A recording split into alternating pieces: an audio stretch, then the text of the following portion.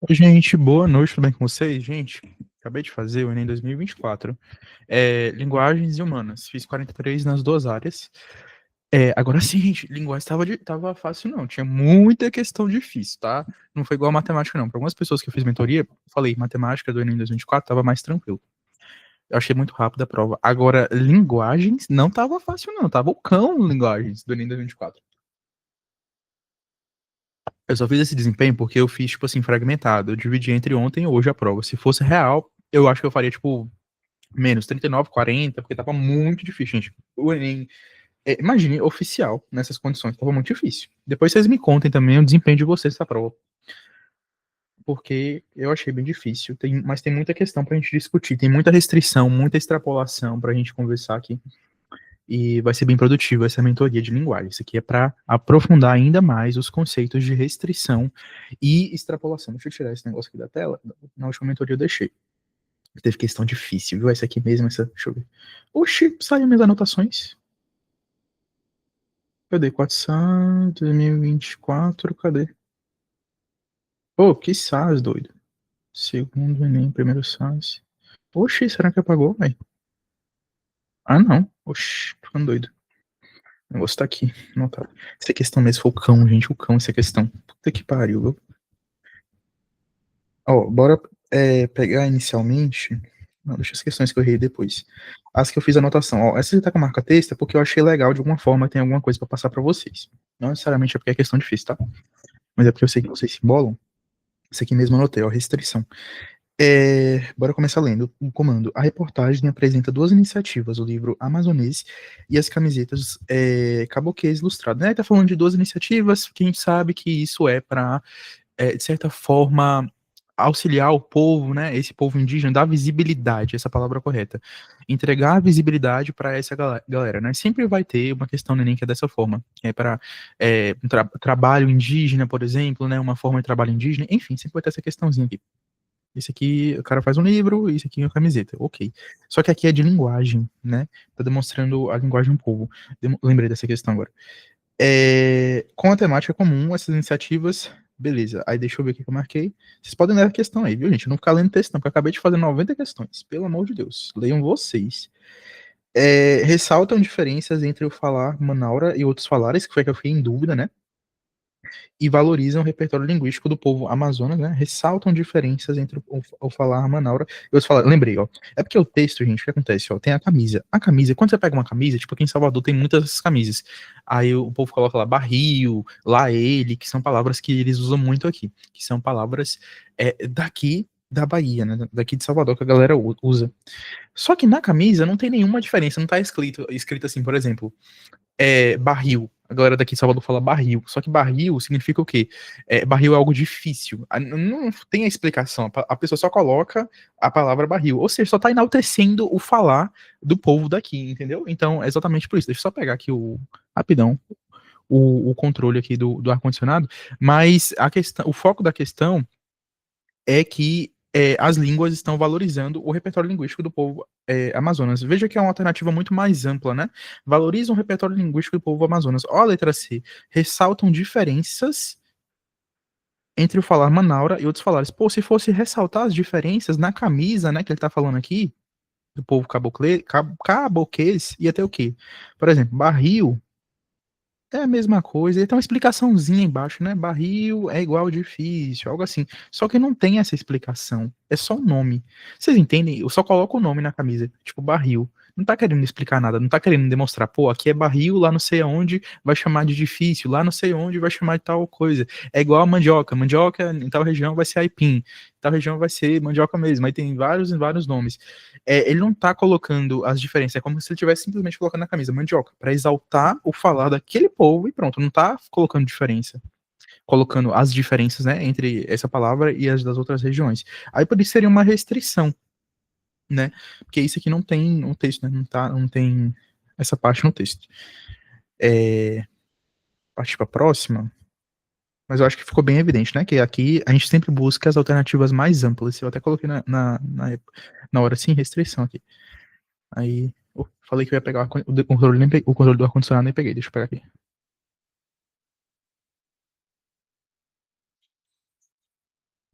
Pronto, voltei. Essa aqui, deixa eu ver o que foi. Extrapolação, coloquei, né? Que tem extrapolação aqui no meio.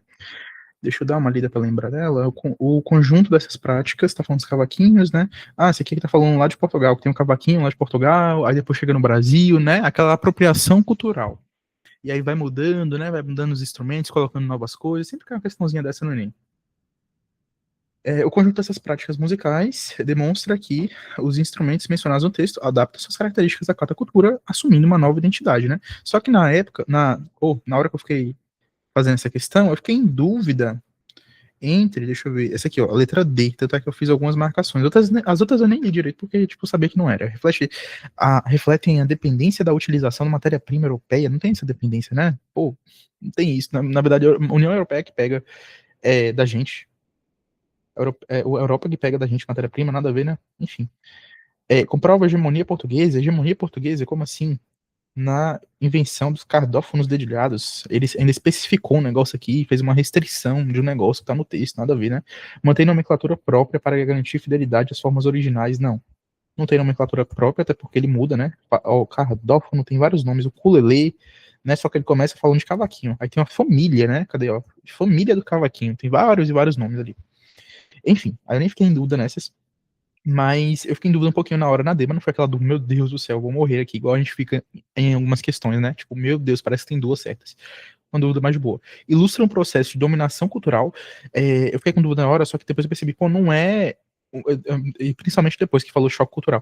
Não é bem uma dominação cultural. Pô, pegou o negócio de Portugal, só que ele vai ali usando no Brasil, pega um instrumento lá de Portugal, só que ele vai usando no Brasil e vai adaptando, criando novas formas, sabe, para esse instrumento, até novos nomes, né, dando novas formas, novos usos. Então não aí uma dominação, não tem esse negócio de dominação cultural. E também não tem isso de choque cultural. Choque cultural é uma coisa que geralmente é ruim, né? Tem um choque cultural. Não tem esse choque cultural, não. Essa letra B responde muito mais o texto. Mas não, eu não achei uma questão difícil, não. Adaptam suas características a cada cultura, assumindo uma nova identidade, né? Tanto é que cria uma família dos cavaquinhos. Aí, beleza. Nem sei o que é cavaquinho, tá, gente? Caso eu esteja falando merda. Essa aqui, ó, eu até coloquei, gente, 40 mais linguagens, porque tem que acertar essa. Qual que foi? Deixa eu ver aqui, por que eu quis colocar essa questão. Pressão, depressão. Jogador de basquete americano. Ah, tá. Essa aqui é a questão dos atletas, né? Daquela questão de saúde mental dos atletas, né? Que é algo bem pesado. E aí tem uma parte no final que é bem legal, né? Porque eu fiquei em dúvida na hora. Gente, quando eu faço esse tracinho aqui, é porque eu fiquei em dúvida, tá? Aqui, uma coisa bem interessante, quando eu marco xizinho em cima da palavra, é justamente o motivo que eu acho que tá errado, né? Nacionalidade diversificada? Não, não é nacionalidade, deve ser outro motivo, enfim. Modalidade distintas, enfim, eu fui marcando aqui o xizinho em cima das palavras para justificar que eu achava que essa palavrinha fazia com que o contexto seja errado, né? Da alternativa. Enfim, eu fiquei em dúvida entre D e E. Só que, gente, se você ler esse texto aqui, peguem aí e leiam esse texto, vocês vão ver que faz um pouquinho de sentido a D, porque tem uma hora que ele fala, né? O mundo atleta é solitário distante da família, cadê? A imprensa denomina atletas como heróis, né? Isso está no texto. Isso aqui está no texto. Aí entra naquilo que é restrição, por não necessariamente, né? O que está no texto é correto. Tem que estar no texto, lembra que eu falo? Tem que estar no texto e tem que responder o comando de forma correta. As causas do desequilíbrio da saúde mental apontadas no texto estão relacionadas a. Aí eu até fiz algumas, até puxei, né, algumas setinhas, grandes eventos, né, que é o que responde mais ali a resposta mais encaixada nisso, né, pressões constantes dos eventos, essas pressões constantes se encaixam aqui, né, grandes eventos, está lá no texto, e a mídia, a mídia ele tá falando, né, imprensa, toda hora ele tá falando de mídia aqui. Enfim, então tudo isso está no texto também, né, na letra E. E aí, a letra D, ela tá no texto, ela aparece no texto, só que percebe que é só um fragmento, tipo, o texto inteiro ele tá falando de mídia, velho. Se você lê esse texto, o texto inteiro ele tá falando de mídia. Quer ver, ó, o tenista australiano Nick, sei lá o que, de 25 anos, revelou sua situação triste, solitária, enquanto lutava contra depressão, causada pelo ritmo avassalador. Beleza, o jogador de basquete americano também tornou-se tornou público o seu quadro de ansiedade e depressão. O mundo do atleta solitário distante da família, que vemos na partida não reflete a rotina desgastante, né? O que vemos é o que a gente assiste, né? Então aqui já entra em mídia, já é uma questão de mídia, que é o que a mídia mostra pra gente. Não reflete a rotina desgastante. A imprensa, o texto está muito mais focado em mídia. O problema maior aí é a mídia. Tem a aparição dos eventos, mas o problema central do texto aí está sendo a visão que a mídia dá, né? Denomina atletas como heróis. Isso aqui é uma parte. Eu quero que vocês percebam que isso aqui é um fragmento do problema. Denominar atletas como heróis, isso existe de fato. Só que isso é um pequeno fragmento do texto. Isso aqui é um pedacinho, um recorte do texto, né? O maioral aí mesmo, né? O problema maioral aí é o quê? O maior problema é a visão deturpada que a mídia faz com que a sociedade tenha, né, dos atletas. Então esse é o problema. Então por isso que não é AD. Isso aqui, essa questão eu achei muito interessante para ficar bem claro, restrição, né? Porque restrição é algo que tá no texto, é o que você encontra no texto. Por isso que é mais difícil do que extrapolação. Extrapolação é quando não tá no texto. Restrição tá no texto. Isso que é foda. Porque restrição tá no texto, só que não responde o comando da maneira correta. Porque as causas, né? As causas desse desequilíbrio, quando você lê o texto, você percebe que é muito mais amplo do que só tratar o atleta como herói. É um negócio que vem da mídia. É a visão da mídia. É a visão que a mídia faz com que a gente tenha desses atletas, saca? E tem aqui também essa parte dos grandes eventos, né? É só um recorte também. Mas aí encaixa ali na letra E. A letra E, quero que vocês entendam isso, a letra E é a que mais responde corretamente o comando. A letra D está certa? Está certa, convenhamos, está certo, está no texto. Só que a que mais responde o comando da maneira correta é a letra E, certo? Quero que fique bem claro isso de extrapolação, de restrição para vocês, para que vocês façam 40 linguagens. Vocês só vão fazer 40 linguagens quando vocês tiverem um insight de que em linguagens muitas vezes vão ter duas alternativas corretas, igual aqui, e duas alternativas que estão corretas. A letra D está correta. Só que ela não tá tão correta quanto a letra I. A letra I, ela tá, tipo assim, muito, muito correta, saca? Então, essa é a sacada que eu quero que vocês tenham. Só por isso aqui a mentoria já valeu a pena, tá? Se for só esses minutinhos dessa questão já tinha valido a pena, mas tem mais coisa, o buraco é mais embaixo. Essa aqui, gente, que questão chata da bexiga, velho. Eu demorei nessa questão. Aff, essa questão 11, até marquei de amarelo aqui. Marquei de amarelo porque é difícil pra caralho. Questão 11, gente, qual que é a chatice dessa questão? É porque, tipo assim, é um cientista, né? O cara é um linguístico, sei lá como é que fala. Ele é ali fala sobre gramática, né? Estudioso. Tem aqui o nome do negócio que ele é? Esqueci. Não gosto de gramática, não gosto de gramática, gente. Filólogo. Ele é isso aqui. É um profissional dessa área, serve, ele é o bichão aí dessa área. Ok. A idade acentuou o lado cientista e professoral de Bechara, que adota um tom técnico na conversa. Beleza, tá falando que ele fala de maneira mais formal, de maneira mais elegante, né? Ele não fala com a nossa linguagem do dia a dia nas conversas, conforme ele for ficando mais velho. Aí tem essa parte que é mais importante. A minha leitura está dividida entre duas partes, a científica e a literária, estabelecendo uma relação de causa e efeito entre elas. Ok. Nesse texto, essa é a parte mais importante, o resto não precisa ler, não. Nesse texto, as falas atribuídas a Evanildo Bechara, que é o cara lá, né, fodão da língua portuguesa, são representativas da variedade linguística. Aí eu fiquei em dúvida mortal, os outros sabiam que não era, entre sociocultural e ocupacional. Aí eu marcava, desmarcava, depois falei, é ocupacional. Aí, o que me fez desmarcar a sociocultural na hora? Eu tinha marcado sociocultural primeiro, só que deixa eu ver se eu marquei bolinha nessa. Ó, marquei. Até um sistema que eu tenho quando eu tô fazendo questão. Quando eu marco bolinha, eu não respondo na hora, eu deixo pra próxima passada. Aí depois, lá no final da prova, eu volto com a cabeça mais tranquila e faço a questão. E enfim, mudo se tiver mudar, eu deixo na que eu marquei mesmo. Mas se eu marquei bolinha, eu volto na questão depois. Enfim. Aí por que eu desmarquei a letra C, né? Sociocultural? Pois sua formação pressupõe o uso, essa palavrinha aqui que estraga essa alternativa, o uso de linguagem rebuscada. Tipo assim, sua formação pressupõe o uso de linguagem rebuscada. O que é pressupor? Pressupor é algo que está ligado, interligado, vinculado, que não tem como desvincular. Tipo assim, aí eu pensei assim na minha cabeça no final, que eu tive um insight que me fez desmarcar essa alternativa. Um médico, porque ele teve ali um ensino biológico, né, super hospitalocêntrico e tal, ele precisa necessariamente falar com os pacientes dele com aquela forma rebuscada, aquela coisa? Não, eu conheço muito médico que tem uma linguagem super acessível, que tenta explicar, né, para as pessoas mais de idade, que não tem aquele conhecimento técnico das coisas, né, com a linguagem mesmo do cotidiano, como que as coisas funcionam e consegue explicar. Então não tá relacionado, intrinsecamente relacionado. Porque você se formou em tal área, você tem que falar daquela maneira técnica. Não. Então, por isso, eu desmarquei aqui a letra C, que seria mais uma extrapolação, né? Seria uma extrapolação, isso é uma pequena extrapolação. O uso de linguagem rebuscada. Mas, gente, fiquei com dúvida, viu? Para ter esse raciocínio, eu tive que fazer de novo a questão próxima passada. Não tive no primeiro, não. Primeiro marquei a letra C, depois eu mudei.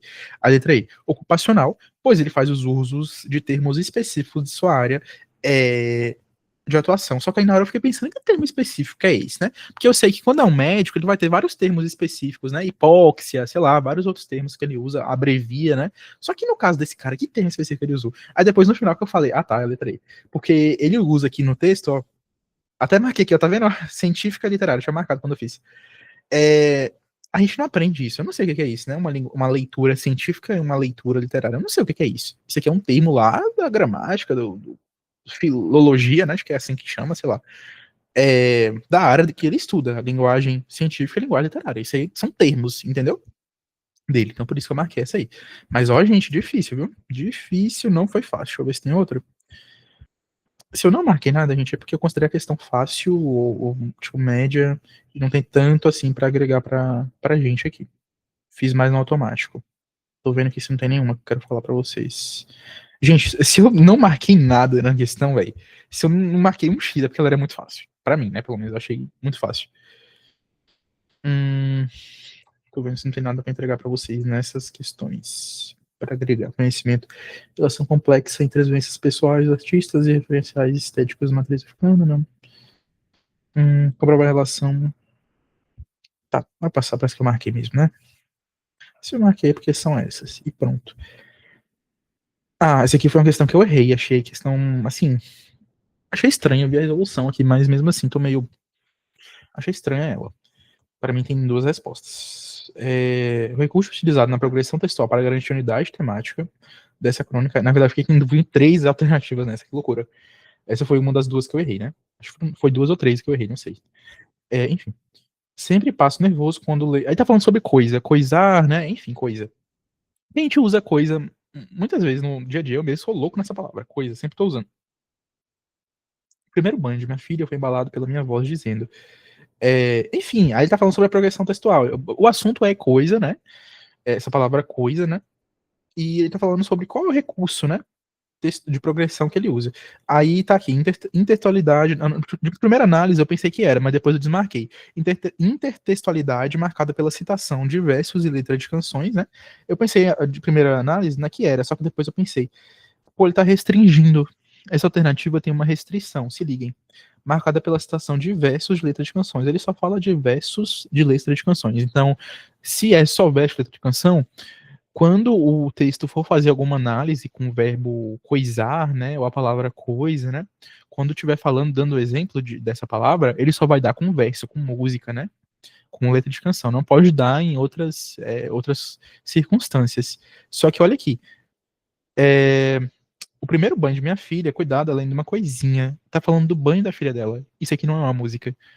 Ela até cita música, viu só que amor, nunca vi coisa assim. Você viu só que amor, nunca vi coisa assim. É uma música. Só que isso aqui é tipo assim, vocês percebem a restrição, gente? Ela tá falando de música, só um fragmento aqui, ó, só um pedacinho do texto que ela tá falando de música.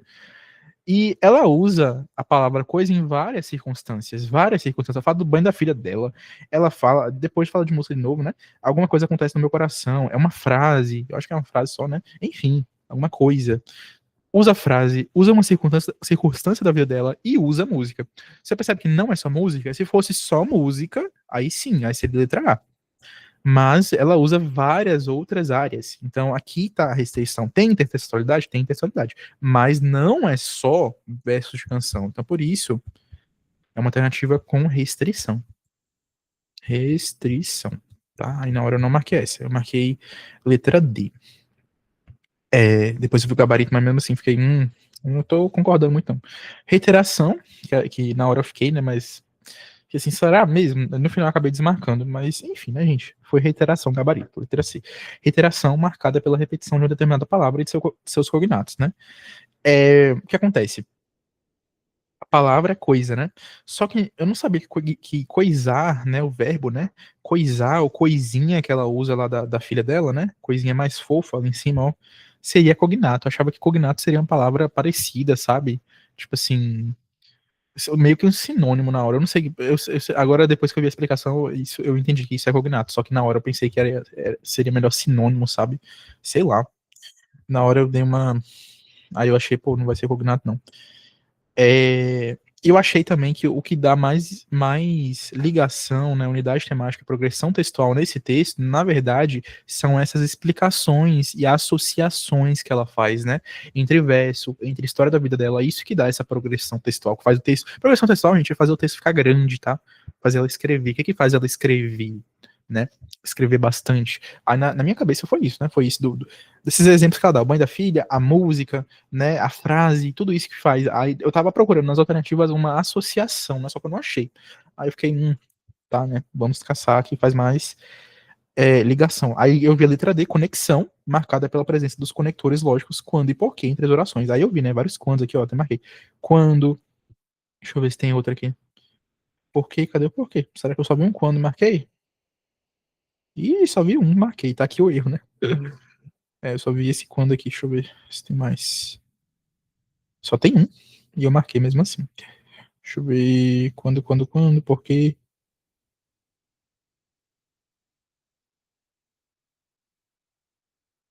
a gente só tem um. Entendi agora porque que eu errei, né? Só tem um. Tô nem vendo por quê. Coisa. Eu achei que tinha vários na hora, que loucura. Enfim, esse foi meu erro, né? Só tem um quando aqui, não tô vendo nenhum mais. Mas esse foi meu erro, só foi. Deixa eu ver se não tem mais mesmo, não. Esse foi meu erro, gente, tá? Então seria a letra C a que mais se encaixou. Na hora eu comi bola. Mas, sinceramente, não é tão difícil assim. Agora que eu percebi meu erro, né? Mas antes, na hora, foi muito difícil essa questão. Aí, beleza, next. Deixa eu ver, essa aqui foi outra que eu errei. Segunda? Qual que foi? Segunda que eu errei. Isso aqui. Deixa eu ver. Eu errei essa é de artes, cadê? Eu errei a de artes? Não, acho que a de artes eu acertei. Acertei. Isso foi difícil. Cadê? Acho que foi só duas ou três. Foram duas ou três que eu errei. Enfim, essa 21, achei difícil, gente. Essa aqui, nossa, pancada, viu? Até agora eu não sei porque que eu errei essa questão direito. Mas ela tá falando aqui dos índios, né, e tal, desses ornamentos que eles usam com coisas do mundo natural, essas penas, né, coloridas, e tudo isso tem uma simbologia, né, com religiosidade, que mistura ali com religiosidade deles, né, e com a cultura, e tradição, e ancestralidade. É uma questão que sempre cai também. Aí eu achei que era uma questão fácil, mas não era. A linguagem visual dos adornos transmite informações sobre prestígio e transgressão, direito e dever. O gabarito disse que estava associado com isso aqui, né? Essa palavrinha dever aqui. Pois só é permitido ao indivíduo o uso de adornos e de sua linhagem quando diretamente vinculados a conceitos cosmológicos, né? Tá vinculado com a natureza. Quando tá vinculado com a natureza. Véi, de início, quando eu li esse texto, eu falei, conceito cosmológico vai ser aquela alternativa que vincula a natureza com a cultura, né? Aí eu fui ler prevalência dos elementos do mundo natural sobre as relações humanas. Natureza, relações humanas, mistura, né, cultura, enfim. E aí foi letra B, tipo, rápido pra mim, vai ser uma questão super fácil. E não foi, porque o gabarito dessa é letra I, viu, gente? Aí, para a leitura desses textos, aí tem aqui, né, foto, já tinha mostrado, para a leitura desses textos, infere-se que a compreensão da arte plumária indígena requer a consideração da indissociabilidade. Cara, olha isso, eu desmarquei na hora ela por conta da palavrinha. Geralmente, em linguagens e humanas, a gente não marca essas alternativas que são muito, como eu posso dizer, muito duras, sabe? Palavras muito indissociabilidade. Palavra muito rígida, né? Tipo assim, indissociável, muito absolutas, palavras que remetem a absolutismo, né? Palavras muito absolutas geralmente não são consideradas a alternativa correta, mas nessa foi indissociabilidade, algo que não é dissociável, né? Que não tem que estar junto, não se separa entre objetos ritualísticos e os papéis, ou seja, deveres, né?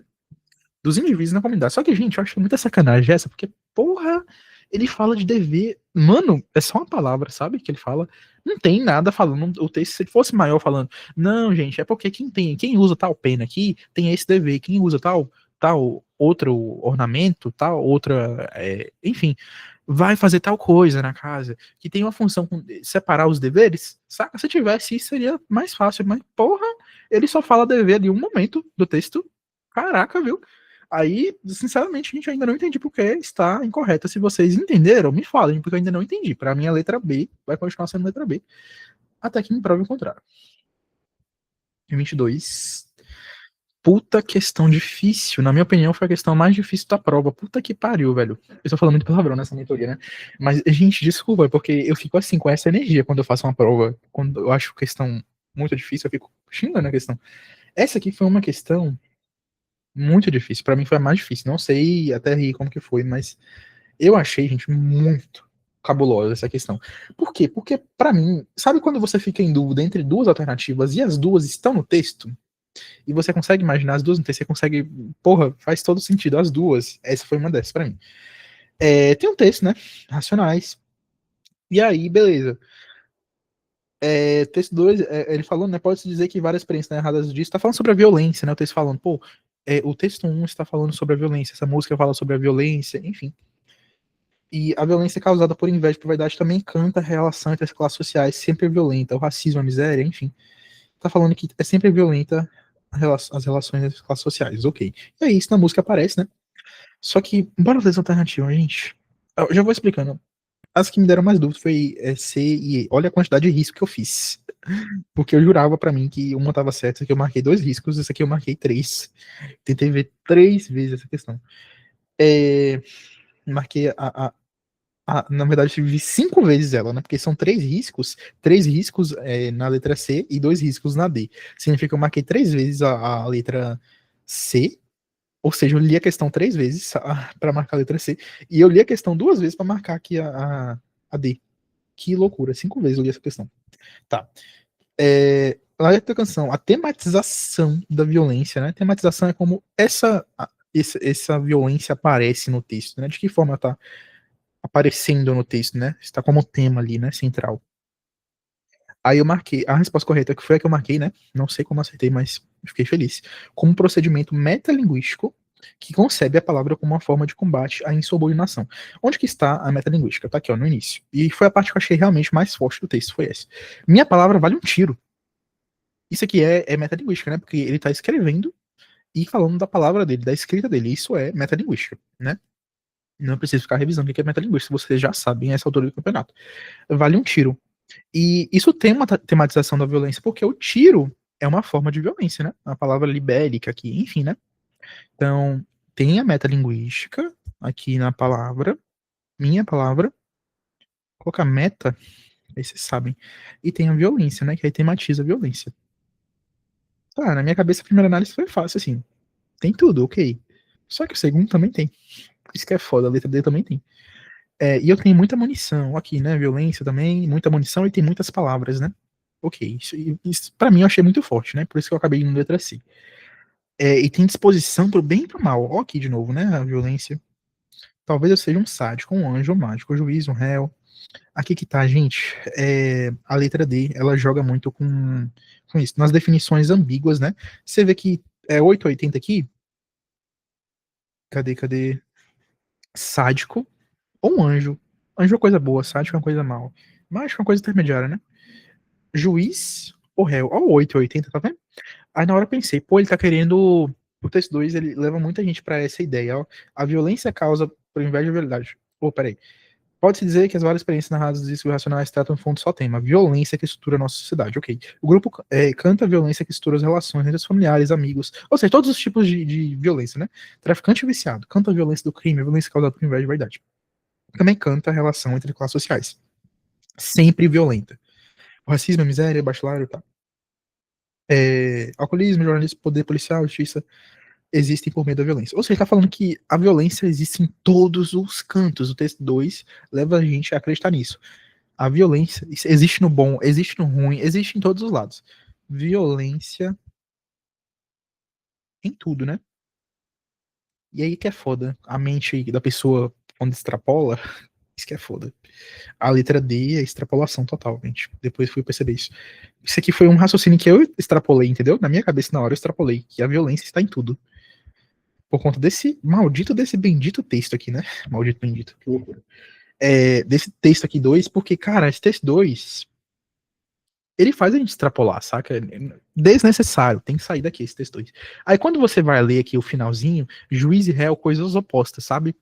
Malandro, otário, enfim, antigo e moderno, você vê isso, né? Aí você junta com esse raciocínio, violência está em tudo, aí quando você lê, você pensa, pô, a violência, ela pode estar com o juiz, ela pode estar com o réu, ela pode estar com o sádico, ela pode estar com o anjo. É como se ele estivesse metaforando, quando ele faz esses opostos, esse joguinho de oposto, que a violência está em todos os âmbitos. Aí eu pensei isso. Só que é uma puta extrapolação, né? Um puta raciocínio que a pessoa extrapolou pra ter isso. Mas, enfim, acabei extrapolando, aí eu fiquei em dúvida na letra D. Nas definições ambíguas, né, que é esse 880 aí, 880, que tá no texto. E que tá no segundo texto também. É do enunciador que inverte e relativiza as relações, as representações de maldade e de bondade. E aí tem essa relativização, né? Porque lembra que eu falei que o mal pode estar com o juiz, ou pode estar com o ladrão, ou pode estar com o réu, né? Ou pode estar com o malandro, ou pode estar com o otário. A violência pode estar com qualquer um. E na nossa cabeça, a violência tá com quem? Entre o juiz ou com o réu? A violência vai estar com o réu, nunca vai estar com o juiz. Só que ele relativiza a maldade, sacou? Nessa extrapolação que eu fiz, a gente acaba relativizando a maldade, porque a maldade pode estar com o juiz ou pode estar com o réu. Enfim, é uma coisa mais complexa. Espero que vocês tenham entendido, assim, por que eu fiquei em dúvida na letra D, mas me causou dor de cabeça. Pra mim foi a questão mais difícil, porque eu fiquei com muita dúvida, porque está no texto, né? Só que vocês perceberam, aí por todo esse raciocínio, que isso aqui não é ponto de extrapolação, gente. Pura e simples extrapolação. Então, cuidado, gente. Isso aqui foi pura e simples extrapolação minha. Porque depois eu percebi uma coisa. No finalzinho dessa que me fez marcar a letra C também. Que isso aí é, tipo assim, antigo e moderno. Por exemplo, melhor, fazer outra análise. Juiz e réu, beleza, a gente consegue fazer essa análise de bem mal, porque a gente sabe que o juiz vai lá bater o martelinho e mandar o réu pra cadeia. Normalmente o réu fez um crime, ou não, né? Mas, enfim, a gente tem essa noção de violência aí. O sádico e anjo também a gente consegue tirar essa relação de violência, né? Malandro e otário também a gente consegue tirar um pouco dessa relação de violência. Agora, antigo e moderno não tem isso de violência, né? Antigo e moderno.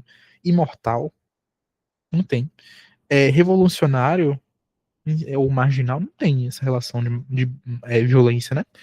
Enfim, foi assim, um pequeno insight que eu tive que me fez marcar a letra C, mas ela poderia ser bem mais fácil, né? Se eu não tivesse extrapolado. Tá vendo como a extrapolação muitas vezes faz você perder tempo e quebrar a cabeça em uma questão? Cuidado, gente, cuidado. Eu sei que muitos de vocês nem perderam muito tempo assim nessa questão, já foram logo letra C, mas eu perdi e é super normal você acabar extrapolando, então cuidado com isso. Questão 25. Gente, se vocês me acompanham no Instagram há bastante tempo, eu já tinha postado essa mentoria, essa questão no meu Instagram, um dia, nos stories. Gente, cara, quando eu bati o olho nessa questão, eu não fiz Enem, mas me mandaram no grupo da mentoria do ano passado, essa questão, né? Assim que eles fizeram o Enem. E aí eu falei o seguinte, gente, isso aqui tá parecendo aquelas obras de. Como é que é o nome do cara? Meu Deus do céu, eu esqueci o nome. Van Gogh. Tá parecendo muito Van Gogh, velho. Isso aqui. Só que Van Gogh, eu acho que é pré-impressionista ou é impressionista, não lembro mais. Tá nesse rolê de impressionismo. Ou é um pouquinho antes, ou é do impressionismo mesmo. Parece muito, velho. Muito. Aí eu já fui procurando logo impressionismo, cadê? E aqui nessa questão, obviamente, eu acertei porque eu já tinha feito antes, né? Mas é só para vocês responderem de forma rápida. Essa obra aqui, ela parece com quem? Com qual movimento? Ela me lembra. Quando for de um autor desconhecido, eu mesmo não conheço esse autor. Quando for de um autor desconhecido e você analisar assim, dá uma olhada primeiro na data, né? Mas esse aqui, ó. Uma olhada na data. Eu não sou muito bom assim com esse negócio de data. Então o movimento é de qual data? Eu não sou muito bom, então eu gosto de olhar mesmo assim a obra, né? Do cara. Às vezes eu olho o nome, às vezes eu conheço, às vezes não. Quando eu não conheço, eu olho a obra mesmo pra ver. Pô, parece com o quê? Isso aqui parece muito impressionismo. Parece nada com surrealismo, não parece nada com cubismo, não parece nada com futurismo. Cadê os elementos de velocidade? Não tem, sabe? Então, não pode ser. Cadê o cubismo aqui? Cadê os quadrados? Cadê? Não tem. Cadê, enfim, né? Surrealismo, aquela coisa do sonho, não tem. Isso aqui é tudo real. Tematização dos elementos cotidianos até tem, que resgata modelos de apresentação da arte realista, só que realismo não tem essa tematização dos elementos do cotidiano. Isso aqui é mais da arte clássica, que tem, né, aquela famosa arte ali da natureza, de um riacho, de uma coisa simples, né? Onde a gente tem essa tematização aí dos elementos do cotidiano. Realismo é mais crítico, é mais. Vamos tocar uma crítica social? Então, por isso não é, tá, gente? Mas É isto. Essa questão aqui, ela não é tão difícil, não. Das que eu mostrei agora, que eu marquei com amarelo, ela é mais fácil. É porque na hora eu fiquei um pouco perdido com a letra A, mas depois eu vi, não, é letra D mesmo. É letra D, na hora eu fiquei em dúvida entre A e D. Por que que não é A? Gente, primeiro de tudo, né? Essa questão ela tá falando do cara. Tipo assim, o cara tá lá fazendo uma música e aí ele vai colocar no papel a música, por exemplo, né? Ou vai escrever uma carta pra uma pessoa. O cara é um cantor. O cara é um cantor. E aí, velho, quando a pessoa cantou, ela tem um linguajar dela, ela fala da forma dela, enfim. E aí, ele vai escrever alguma coisa.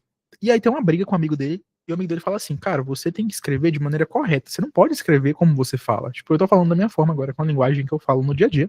Se eu for escrever uma redação, eu não posso escrever do jeito que eu falo, entendeu? Basicamente é isso que o texto tá falando, tá? Se vocês lerem, vocês vão encontrar isso. Nesse fragmento, a discussão dos personagens traz a cena, essa discussão, né, que eu falei agora, traz uma cena, um debate acerca de escrita aqui. Diferencia a produção artística, diferencia significa coisas contrárias, né? Um é o contrário do outro. Diferencia um versus, né?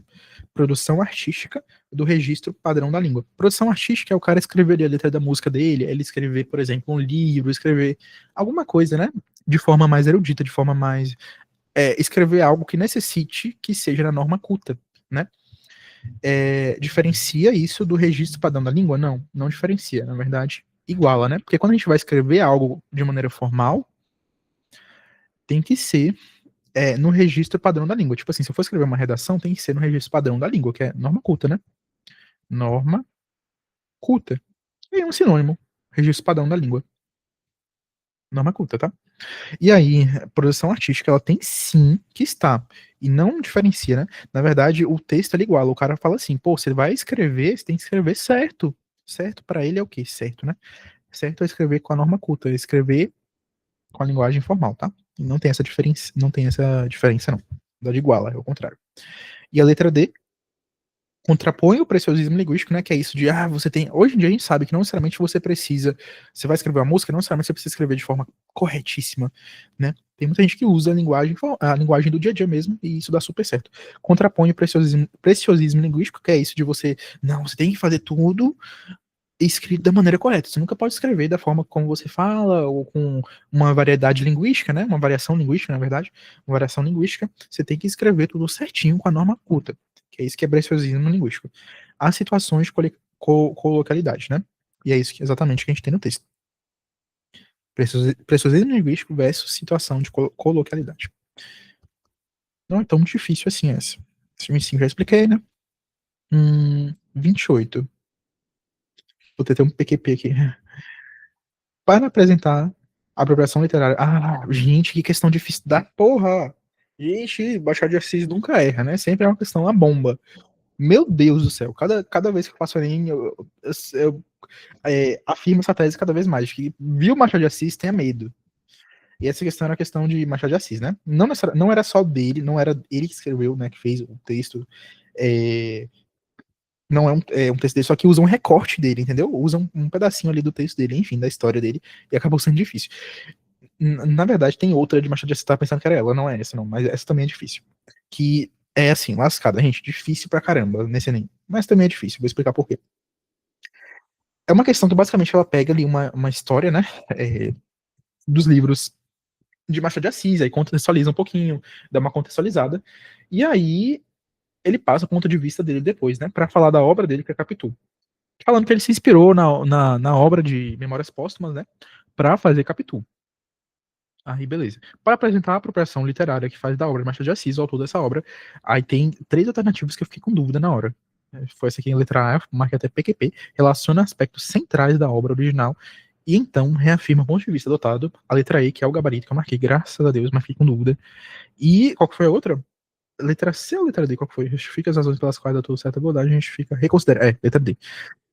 Primeiro, gente, bora ler o texto. A gente precisa ler esse texto. Conheci Bentinho Capitão nos meus curiosos antigos 15 anos, e os olhos de água da jovem atraíram-me, seduziram meu primeiro contato, aliás, hoje não sei. Tá falando a forma como aquele texto afetou ele. Você percebe a subjetividade aqui? Eu conheci, cadê, ó? O sujeito tá omisso aqui, né? Mas eu conheci Bentinho, saca? Tipo, toda vez que você vê eu, sabe que é uma coisa subjetiva. E aí já facilita a tua vida aqui, já vai letra aí, rápido. Eu conheci Bentinho Capitu, Os Olhos de Água, seduziram meu primeiro contato. Ele tá falando da experiência pessoal lendo, né? Memórias Póstumas. Aliás, Sujeito C, Flor e Mistério, mas tomou-me também a indignação de narrador e seu texto, né? Feita de acusação, vilipêndio, enfim. Do crudelista desumano. No fundo, uma pobre consciência dilacerada, um homem de vida. Tá falando da importância da mulher, né? Pela relação patriarcal. Eu também, inúmeras vezes, a triste história daquele amor, desencanto, familiarizei-me ao longo do tempo com a crítica do texto. Crítica, né?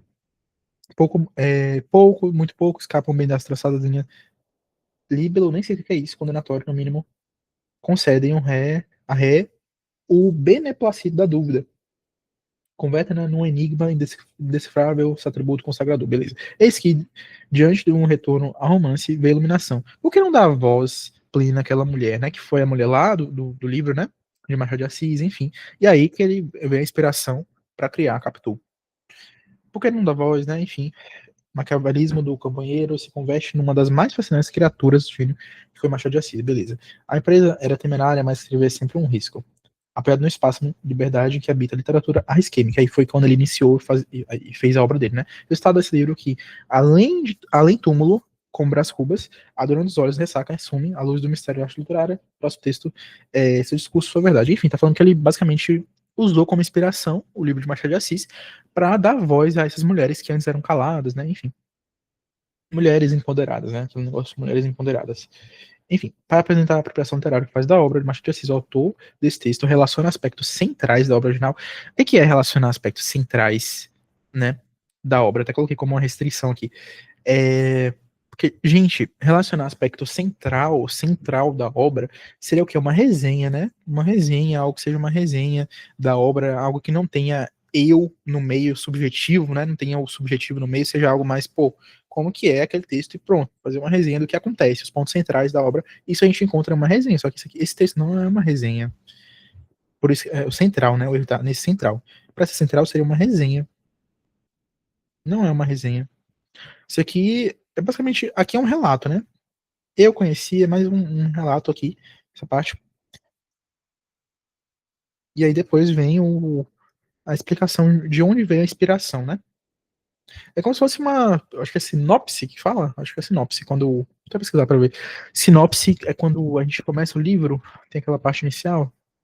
Sinopse é de livro, peraí. Sinopse. Não, sinopse é de livro mesmo. Resumo que apresenta a história. Hum, e o conflito inicial, pode ser uma sinopse. Se eu não me engano, é sinopse mesmo, que tipo assim, tem as motivações do que fez o cara escrever aquele texto. Deixa eu só revisar isso rapidinho, gente. Qualquer coisa vocês acelerem eu aí. Porque eu fiquei com dúvida agora, isso pode cair no Enem. Gemini. Cadê? Qual a parte do livro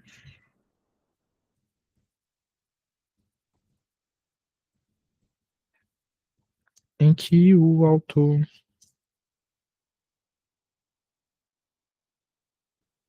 escreve as motivações para escrever o livro? Já caiu o negócio desse no Enem. As partes do livro, eu sempre esqueço. Que eu sempre pulo essa parte prefácio. É a prefácio, não é sinopse, não. Função é o texto, abre o livro, o autor costuma apresentar o tema, contexto da obra que ele foi escrita, que espera que o leitor da leitura responda diretamente suas motivações pessoais. É prefácio, corrigindo, não é sinopse, seria um prefácio, né? Como se fosse ali um prefácio de Capitu, tá? Então seria mais um prefácio. Algo mais parecido com um relato, né? Prefácio. Se enquadra mais esse texto aqui, ok? E não resenha. Introduz elementos relevantes da história, qual foi? Não, não foi essa não. Essa aqui eu marquei. Porque ele não refuta, não. Ele usa o texto de Machado de Assis como algo potente que inspirou ele, não para refutar, né?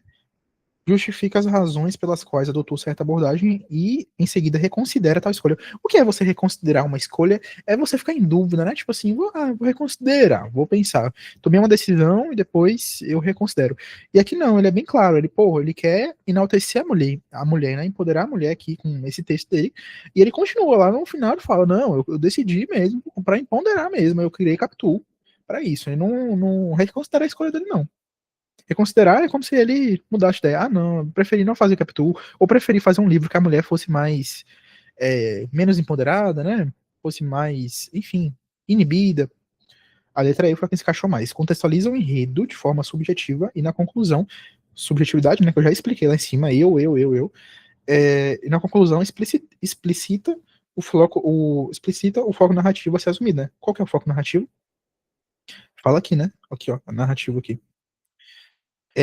Além de túmulo como Brás Cubas, a Dona dos Olhos ressaca assume a luz do mistério da arte literária e do próprio texto de Dr. Bento Santiago, seu discurso e sua verdade.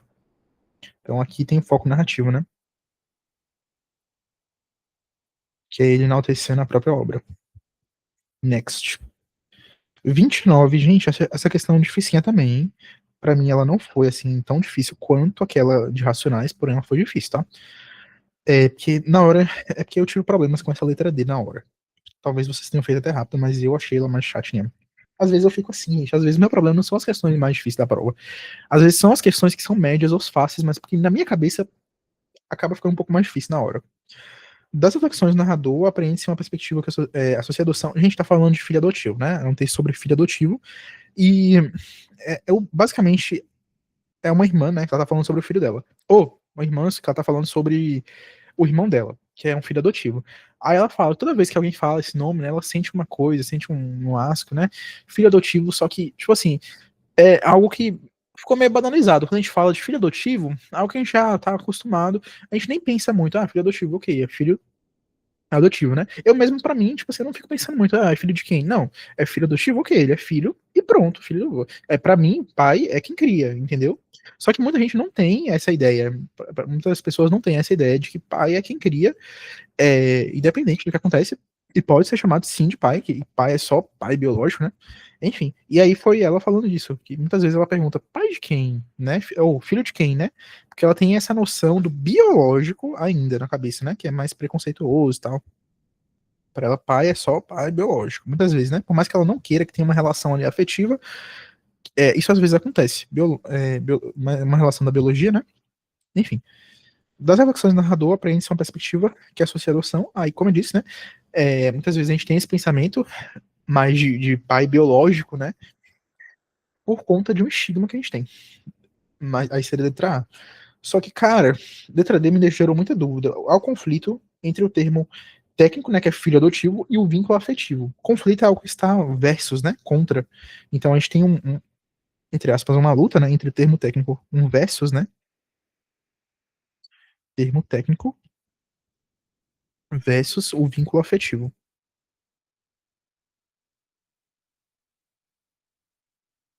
Só que, cara, de forma alguma, ele ser filho adotivo foi um insight que eu tive que me fez, na hora, marcar a letra A com mais certeza. De forma alguma, no texto ela tá falando, eu não amo meu irmão muitas vezes, ou deixo de amar ele como ele deveria por lembrar que ele é adotado. Saca? Tipo, como se tivesse uma relação entre quantidade de amor e ele ser ou não filho adotivo. Saca? Tipo assim, se você for filho de verdade dos meus pais, você vai ser mais amado por mim. Se você ser filho adotivo, você vai ser menos amado. Saca? Em nenhum momento ela fala isso. E outra. Se a inquietude continua a reverberar em mim, é porque não tem a frase, deixa eu ver, maneira parcial, meu irmão e filho. É difícil aceitar, foi aqui, ó, até marquei. É difícil aceitar. Se é difícil aceitar, né, que ela tá sentindo isso muitas vezes, significa que ela não queria sentir. Significa que, pô, ela queria, de fato, ali, tratar, pô, filho adotivo como algo normal. Filho pra mim é filho pra mim, ou pai pra mim é quem cria, né, independente. Enfim, ela tá falando, pô, não queria sentir isso. Então isso revela que ela ama o irmão dela muito, entendeu? Esse é difícil aceitar, revela que ela ama o irmão dela. Então, a gente não tem nenhuma briga, né, um versus aí entre termo técnico e vínculo afetivo. Na verdade, ela tem um vínculo afetivo grande, né? Independente do termo técnico. Então, por isso que eu desmarquei a letra D. Mas, gente, olha, difícil, tá? Pra mim foi uma questão complicadinha na hora. Talvez não tenha sido pela TRI, mas é porque às vezes eu me banano mesmo com as questões que não são difíceis pela TRI. Não sei por que isso acontece. Essa aqui, deixa eu ver se foi. Essa aqui foi a que eu tava falando antes. Eu tava pensando que era ela, né? Mas essa aqui, gente, essa aqui de Machado de Assis que é mais chatinha, viu? Porque, caraca, velho. Tipo assim, eu só acertei porque eu lembrei do contexto de realismo que era ali. Eu acho que era Brasil República, né? Ou finalzinho do segundo reinado. E República, indo para Brasil República, eu lembrei ali dos livros, né? O Cortiço. Aí eu pensei, não. Lembrei do Cortiço. Aí eu falei, esse aqui é República, esse aqui é indo para República. Mas, gente, achei difícil, porque se você não tem esse contexto da história, a questão fica bem complicada. Convidada para o último baile do Império, na ilha fiscal, localizada no Rio de Janeiro, Flora devaneia sobre aspectos daquele contexto, no qual o narrador ironiza. Gente, basicamente é um texto basicamente que fala o seguinte: tem uma princesa, né? E aí uma nobre tá indo ali eu acho que é uma nobre, né, que é essa Flora. Ela tá indo ali pra ilha, uma ilha fiscal, e aí ela fica invejando a princesa, falando, cara, como eu queria ser ela, tipo assim, queria ter poder, sabe? Porque ela basicamente vai ficar descansando o dia todo, contemplando a natureza, contemplando coisas belas, sem ter que se esforçar. E é essa a ideia que eu tenho, eu no caso, a mulher, né? E essa ideia que ela, a Flora, tinha sobre o governante. O governante tem uma vida muito boa, fica de boa o dia todo, saca? E ela queria muito isso. E aí, aí que ela fala no final, toda alma livre é a imperatriz. Que é a mulher quando. Depois eu pesquisei, né? A mulher quando ela tem um poder a mais, né? Essa princesa imperial, acho que quando ela casa, enfim. Aí isso me gerou uma certa dúvida na hora, porque, pô, mas se é o fim do governo, né? Fim da monarquia, será que ela vai casar mesmo e virar uma imperatriz? Aí eu fiquei meio assim, isso me gerou uma dúvida na hora, mas não atrapalhou resolver a questão. Agora, na hora, assim, eu fiquei um pouco com dúvida na letra E, que fala assim, ó. Bora reler o comando, né? Flora devaneia sobre os aspectos. Devaneio foi isso que eu falei, né? Dela pensar sobre a imperatriz, que vai viver uma vida boa, mesmo sendo governante, sobre aspectos daquele contexto no qual o narrador ironiza a fantasia de amor e casamento da mulher burguesa. O problema aqui é a extrapolação de mulher burguesa. O casamento não é o da Flora. A Flora, ela é só uma mulher burguesa. Se ela casar, ela vai ter as obrigações dela dentro de casa, ela vai ter as obrigações dela, e ela não vai poder ficar ali no devaneio, na contemplação, na vida boa. Ela está falando da mulher governanta, da mulher princesa, da mulher imperatriz, aquela detentora dos meios de produção, né? Que ela tá falando. Da mulher ali que tem poder, da governanta que ela tá falando. Ela não tá falando da mulher comum burguesa, tá? E aí por isso que essa alternativa está errada. Fantasia de amor, de casamento da princesa. Aí sim, há uma ironia nisso, da princesa, mas não da mulher burguesa. A mulher burguesa é ela. Só que ela nunca vai conseguir viver dessa forma porque ela não vai governar. Entendeu? Ela tá falando que quem tem a vida boa, que pode mandar ministros e damas embora, visitas e requerentes, é quem? É a princesa, não ela. Independente dela ter dinheiro ou não. Independente dela ser burguesa, ter dinheiro ou não, né? Ela não é governanta. Aí por isso que eu animei aí. Mas assim, esse raciocínio tá passando pra vocês agora, mas na hora demorou, viu? Tive que ler depois. Se eu marquei bolinha aqui, gente, é porque eu saí da questão, fui fazer outras, depois eu voltei, então deu trabalho. Não foi assim, não.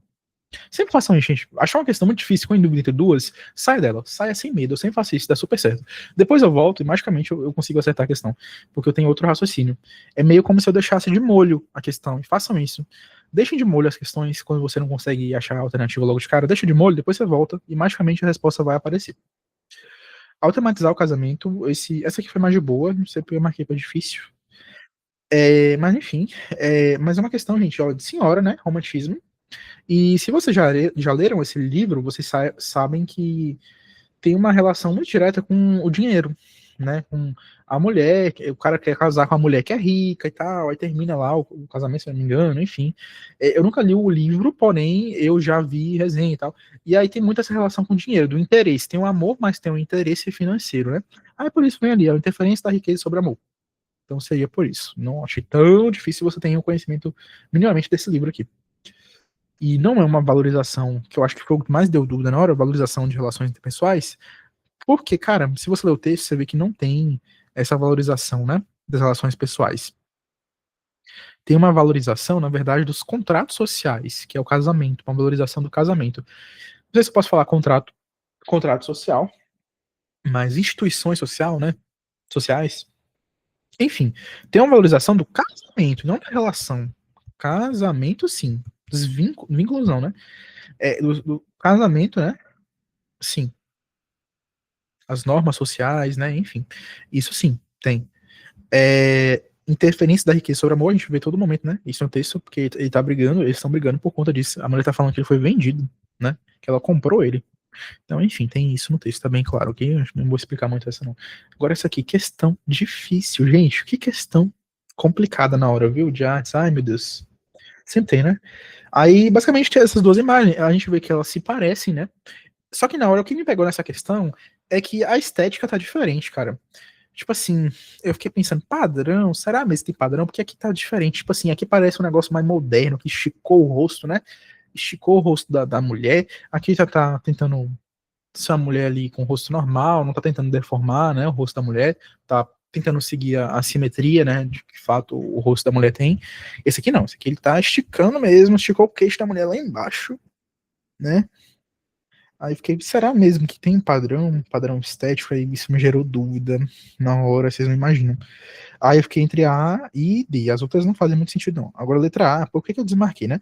A leitura comparativa das duas esculturas separadas por mais de 2.500 indica a valorização da arte antiga por artistas contemporâneos. Só que eu lembrei de uma questão que eu fiz no Enem, que era basicamente o seguinte: ela pegava uma obra que era tipo a letra A, a resposta. Ela pegava tipo uma obra antiga, que era, sei lá, Mona Lisa, tá ligado? E ela colocava exatamente, não é paródia, tá? Não era paródia, não é aquela questão que deforma a Mona Lisa, não. Ela pegava literalmente a Mona Lisa, se eu não me engano foi do Enem, tá? Pegava literalmente a arte da Mona Lisa e só colocava umas flores, uns negócios assim, o aniversário da Mona Lisa, sabe? Aniversário não sei quantos anos da Mona Lisa. Isso é uma valorização, saca? Você colocar umas flores, enfim. Ou então colocar o aniversário, né? Pô, a obra tá fazendo tantos anos. Sabe aquela questão de texto um, texto 2? Texto 2 tem a foto da Mona Lisa, a obra original, e o texto um é falando, pô, essa obra foi importante por isso, por isso, por isso, tem 2.000 anos. Aí sim é uma questão de artes que tá relacionada a essa valorização. Só que aqui, velho, não tem isso. Aqui simplesmente o cara fez uma obra que é parecida, saca? Cabeça de mulher. Fez uma obra parecida. Não necessariamente ele tá fazendo uma, como se diz? Uma valorização dessa aqui. Tanto é que o material é até diferente, tá vendo? Aqui, e foi a sacada que eu tive também, né? Aqui tá em mármore. Aqui tá em calcário, material diferente, né? Se fosse valorizar, será que fazem material diferente mesmo? Sei lá, né? Aí, por isso eu acabei marcando a letra D e desmarcando a letra A, porque eu pensei nesse tipo de questão que sempre cai, né? Texto um, texto 2 é a obra, texto um é uma explicação do texto, da obra, né? Por que a obra é importante para a sociedade, enfim. É, e aí, letra D, que tem isso, né? Persistência de padrões estéticos em diferentes épocas e culturas. Padrão estético, eu acho que seria relacionado com a obra, né? A obra aqui do rosto da mulher. Agora, o que me gerou dúvida, como eu disse, ainda continuo com essa pequena dúvida, é o tamanho do rosto, né? Porque o tamanho do rosto mudou, que é algo mais moderno, né? A pessoa quis inovar ali. E aí eu fiquei pensando, pô, será que é padrão estético mesmo? Porque parece que ele rompeu com o padrão estético, porque ele aumentou ali. Aí eu fiquei pensando, será que essa palavra padrão estético está certa? Mas no final aprende de letra D, tá? Mas isso aqui, talvez, se eu tivesse feito o Enem nessa época, talvez seria uma questão que eu erraria. Eu tive esse raciocínio aqui porque eu estava descansado fazendo a prova. Eu fiz fragmentada essa prova. Fiz entre ontem e hoje. Se eu tivesse feito, sei lá, no meu Enem, talvez eu erraria essa questão, tá? Aí, deixa eu ver se tem alguma outra. Recurso persuasivo, intextualidade. Isso aqui, gente, eu só marquei mesmo pra falar que, gente, intextualidade vai cair no teu Enem, tá? Então revisa isso aqui, por favor. Intextualidade, aquela que eu falei também de recurso de. Esqueci o nome agora. Cadê? Foi a questão que eu errei? Também cai todo ano. Deixa eu ver aqui. Progressão textual vai cair no Enem de vocês. Intertextualidade. Aquela questão de variação linguística, eu acho que eu marquei uma aqui disso. Mas isso aí vai cair no Enem de vocês, tá? Por favor, acertem. Deixa eu ver. Ah, essa aqui eu achei linda essa questão, gente. Ah, esse texto. Nossa. Sempre tem uns textos que a gente ama, né? Linguagem, tipo assim, você fica, caraca, que questão boa, velho. Essa aqui, ó. Ah, não. Essa é 32. Leiam depois o texto, muito lindo, velho. Mas eu nem marquei pra resolver com vocês, não. Oxi, cadê? Essa é 39, né? Essa aqui foi justamente o que eu tinha mencionado agora, que variação linguística vai cair no Enem de vocês, tá? Variação linguística é basicamente uma competência do Enem, velho. Vai cair no Enem de vocês, variação linguística, que é tipo assim, um sertanejo conversando, e aí o texto vai lá e pergunta, pô, por que que ele tá falando assim? Por que ele tá falando desse jeito? Isso é só uma variação linguística, não é que ele fala errado, não é que ele é pobre, não é que ele é burro, não é que ele é pouco escolarizado, é simplesmente porque ele está com uma variação linguística, né? Uma variação linguística dele. Deixa o cara usar a variação linguística dele, vai ter uma questão assim no seu Enem. Essa aqui foi uma, só que ela não tinha palavrinha para variação linguística. Ela falava sobre transgressão à norma padrão, né? Norma culta da língua, né? Que é norma culta, ou nosso falar padrão, né? Esse formato de escrita padrão, que é norma culta.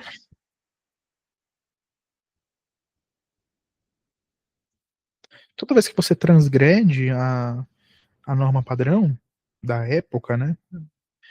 Você está basicamente usando uma variação linguística, tá? Então, só para deixar claro que isso aqui é essa questão desse ano que caiu de variação linguística foi essa. Falava errado, né? Então, toda vez que cai uma questão dessa, que parece que o cara tá falando errado, o cara não tá falando errado, não. Ele tá falando certo. Só que na variação linguística dele, tá? Isso vai estar no Enem de vocês. Isso aqui vai estar no Enem de vocês. Deixa eu ver essa aqui. Ah, essa aqui eu fiz super rápido, tá vendo que não tem nem tantas marcações aqui, porque eu fui bem direto. Foi uma questão de gênero textual, meu. Tipo assim, é uma questão de poema. Só que olha que legal as marcações que eu fiz. Apesar de haver marcas formais de carta e receita, apesar, né, de ter essas marcas de carta e receita, a característica que define esse texto como poema é o quê? Aí você vai ter que pensar, o que um poema tem? Gente, poema vai ter expressividade, vai ter ali o interlocutor demonstrando os sentimentos dele, a afetividade, né, de forma expressiva, pode ter muitas vezes metalinguagem, né, pode ter ali funções da linguagem ali no meio, né, então é isso que acontece. Pode ter sinestesia, né, pode ter ironia, muitas vezes o poema ele tem isso, tá? Apesar de, então são essas as marcas de um poema, ok? Aí ele tá falando, beleza, não quero carta, não quero receita. O que é que tem nesse texto de poema? Aí, nomeação de um interlocutor. Toda vez que a gente nomeia um interlocutor, tipo assim, oi, tipo, vou mandar um e-mail, por exemplo, né? Ou então vou escrever uma carta. Você nomeia o interlocutor, né? Você coloca, ó, a carta aqui é pra tal pessoa. Isso aqui é um elemento de uma carta, não é o que a gente quer. Manifestação de intimidade, pode ser, mas é mais ali com poesia, né? Poesia que a gente tem mais essa intimidade de você escrever para uma amada, né? Enfim, manifestação de intimidade, talvez que tem eu no meio, que aí é função emotiva. A gente não tem nesse texto quando você lê, tá? Tem essa função emotiva. Achei o maior distrator dessa aqui, achei a letra B. Descrição de procedimentos é receita, né? Tipo assim, frite 3 ovos, faça não sei o que, isso aqui é receita, então não pode ser. Utiliza a linguagem expressiva, que é, né? E a apresentação de ingredientes culinários, obviamente, é receita, tá? Então seria a letra D por isso. Nem li o texto direito. Nem sei do que está falando e nem precisa ler, tá? Muitas vezes no Enem você não precisa ler os textos. Se você não sabia, agora você sabe. E linguagem funciona dessa forma. Deixa eu ver próximo aqui. Oxe, eu não respondi uma questão. Agora que eu vi. Deixa eu ver se eu não respondi. Ah, tá. Eu não respondi sim. Essa aqui é porque eu fiz muito rápido aí. Adaptando as demandas do seu tempo. A letra E. Isso aqui eu sabia que era, velho. Letra E tem cheiro de resposta nessa questão. A mudança no programa olímpico mencionado no texto, né, ao longo do tempo, mostra que o esporte está se adaptando às demandas do seu tempo. Véi, o esporte vai estar se aproximando da aventura? Não, gente, pelo amor de Deus. Mantendo sua forma padrão? Não, a gente sabe que questão de educação física, o esporte tem que ser uma coisa mais inclusiva, né? Tornando-se uma forma de dança, o esporte vai se formando. Vocês acham, gente? Ao longo do tempo, o esporte vai se formando uma forma de dança? Que loucura, né? Afastando-se de elementos culturais? Não, a gente sabe que o Enem gosta muito disso, de cultura, de inclusão social, né? Atletas paralímpicos, enfim. Então, ele vai se adaptando às demandas do seu tempo. Aí o texto, quando você vai ler, o texto está falando de jovem, que o jovem que fica em casa lá no celular, ele também precisa praticar uma forma de esporte, né? E aí como é que a gente faz para incluir esses jovens? Enfim, aí adaptar ao tempo, né? Fiz muito rápido essa. 45, deixa eu ver o que eu marquei, por que eu marquei essa. Marquei duas vezes a B, então a letra B, né? Ao abordar a relação dos memes com a educação, a reportagem sustenta uma crítica. Divulgação. Ah, tá, é de restrições. Divulgação de informação manipulada em postagem virtual. Gente, última questão. Preste atenção, porque essa é de restrição. E vocês precisam acertar isso no Enem de vocês. A questão, ela tá falando de meme. Letramento político, geralmente, quando eu vou começar a ler o texto, eu gosto de começar por aqui, tá, gente? Porque aqui geralmente é onde está a resposta. Letramento político e midiático é um desafio intergeracional. Em tempos de notícias falsas, né? Notícia falsa, imagem manipuladora e de memes, né? Sendo usados como triunfo de verdade, cada um a checar informação, interpretação, texto, acabam se tornando mais valiosos. Aquilo que entra no analfabetismo funcional. Inclusive, se vocês estão até aqui, a minha aposta para esse ano é analfabetismo funcional. Se eu acertar o tema, quero dinheiro, tá? Faça um pix para mim. Abordar a relação dos memes com a educação, reportagem sustenta uma crítica à propagação de mensagens com objetivos políticos. Só que veja, gente, aqui acaba entrando uma restrição. Por quê? Olha os dois aspectos que eu circulei aqui, que é a crítica, né? Em tempos de notícias falsas, tá falando sobre fake news, de imagem manipuladora, né? Tá falando política também. Imagens manipuladoras, tá falando de fake news. De memes sendo usados como triunfo de verdade, cada um. Checagem de informação, interpretação de texto acaba sendo uma moeda valiosa. Gente, objetivo político, tá no texto? Um pouquinho, tá no texto, tá aqui, ó. Letramento político, porque daqui a gente subentende, né, que vai ter ali dentro da internet mecanismos de persuasão que induzam a gente ter uma resposta política para determinada escolha, né? Tipo assim, vão ter anúncios sobre determinado político, imagens, né, que menosprezam um determinado político para que a gente não vote nele. A gente sabe que tem isso, né? Só que o foco do texto não é só isso é parte do texto, por isso que entra em restrição. Está no texto, só que não responde de forma completa o texto, está só em parte no texto, né? Aparece ali rápido, mas não é o foco maior do texto, saca? Isso que é restrição. Tá no texto? Pode estar no texto, mas aparece de forma rápida. Só que você acha que, por ter aparecido no texto, você acha que a resposta é aquela mesmo. Apareceu uma vez ali, um ponto do texto, aí você pensar que a resposta correta é só porque apareceu uma vez ali. Olha como é maior a coisa, olha como é muito amplo. Tá falando literalmente político midiático, né? Um desafio intergeracional em tempos de notícias falsas, tem fake news, que é o mundo, né? Fake news, que é o foco. Oxe, eu tô escrevendo com marca texto. Fake news é o foco, porque aí dentro da fake news a gente tem essa questão, fake news. Aí você pode ter fake news midiática, né? É tipo assim, dentro da mídia, alguém, por exemplo, com interesse financeiro, a pessoa vai lá e fala: Ah, compre tal cápsula, porque tal cápsula emagrece 10 quilos em uma semana. Saca? Isso é uma coisa midiática. Ou então, um evento de massa mesmo, né? Que a mídia pode fazer, pode mentir sobre um evento de massa, enfim, censurar, né? Enfim. Aí também tem os objetivos políticos, né? Da fake news, que é, por exemplo, fazer você votar em um determinado candidato, enfim, político, né? Então é muito mais amplo, mas o foco do texto é a fake news que está dentro do meme, que pode estar associada no meme, né? E aí não é objetivo político, isso aqui é uma restrição. Novamente, gente, a letra E, entendam uma coisa, que agora vocês vão aumentar mais acessos aí na prova de vocês. O Enem, eu já falei isso no início da mentoria, mas vou reforçar. O Enem tem muitas questões que sim, tem duas alternativas corretas. Só que você vai ter que achar aquela alternativa que é mais correta, que é aquela que responde o texto de forma mais integral, que o conteúdo dela tá no texto de uma forma completa, saca? E a letra E tá no texto? Tá no texto. Tem aqui, ó. Letramento político. Tá no texto. Só que o foco do texto maior é fake news. Divulgação de informação manipulada. O que é informação manipulada? Informação manipulada é aquilo que a gente mexe, aquela informação que antes era verdadeira, só que a gente manipulou ela, virou falsa, né? Em postagens virtuais, tá? Isso aqui é fake news. Isso aqui foi um sinônimo que ele usou, né? Pra fake news. Uma forma diferente de falar fake news. Informação manipulada. Legal, né? Sky fake news a gente já tem um sinônimo para redação. Tá, gente? Então, eu espero que tenha sido bem proveitoso essa mentoria de linguagens, que vocês tenham feito aí um bom proveito disso e que tirem, por favor, gente, por favor. Para quem tá mais avançado aí, 40, tá, gente? Pelo menos linguagem. Tava mais avançado, não aceito menos 40. Agora vocês que iniciaram da mentoria, tipo assim, agosto, setembro, pelo menos 35, viu, gente? Por favor, não quero ninguém na mentoria com menos de 35 em linguagem. Não aceito. Menos 35 linguagens, com macete de restrição e extrapolação. Tá? Beijos, tchau. Esse olho tá vermelho.